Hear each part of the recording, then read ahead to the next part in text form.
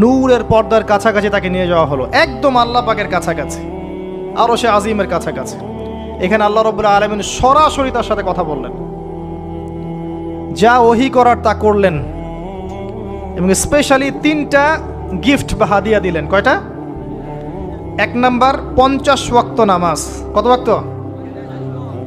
2 number সূরা বাকারার শেষের 3 আয়াত, সূরা বাকারার শেষের 3 আয়াত।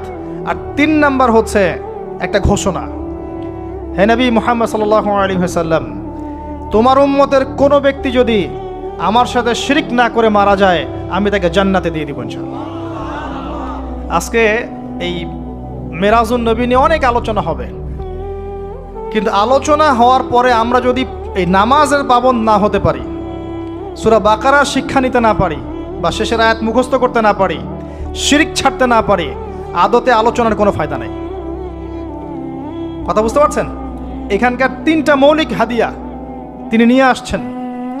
এবার নিচে নামছেন, ওই যে 6ষ্ঠ আসমানে অপেক্ষা করছেন কে? মূসা আলাইহিস সালাম। কোথায় যাচ্ছেন? এই কি হলো আল্লাহর সাথে কথাবার্তা, এই হয়েছে। কি দিয়েছে আপনাকে? 50 ওয়াক্ত নামাজ। বলেন কি 50 ওয়াক্ত নামাজ? আমার উম্মতে 2 ওয়াক্ত নামাজ ছিল, পড়তে পারে নাই। পারবেন আপনার উম্মত?